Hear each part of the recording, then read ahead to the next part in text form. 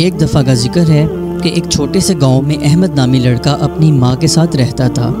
गुर्बत इनके आंगन में बसेरा किए हुए थी, मगर दिलों में ईमान, सब्र और मोहब्बत का चिराग रोशन था।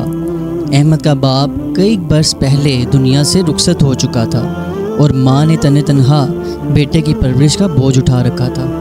वो दिन भर खेतों में काम करती, रात को चिराग की मदम रोशनी में बेटे का होमवर्क देखती। माँ का एक पुराना सफ़ेद दुपट्टा जो वक्त के साथ पीला पड़ चुका था, हमेशा उसके कंधों पर रहता। वो दुपट्टा जगह जगह से फट चुका था, मगर उसने कभी उसे उतारा नहीं। वो दुपट्टा उसके वजूद का हिस्सा बन चुका था। एक दिन शाम के वक्त जब सूरज धीरे धीरे खेतों के पार उतर रहा था, अहमद ने माँ के करीब बैठकर कहा, अम्मी, ये दुपट्टा इतना पुराना हो चुका है, नया क्यों नहीं ले लेती?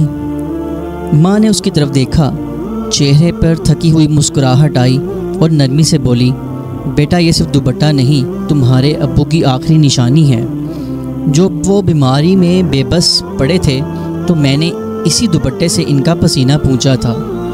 जब तुम छोटे थे तो मैंने इसी दुपट्टे को झूला बनाकर तुम्हें सुलाया था।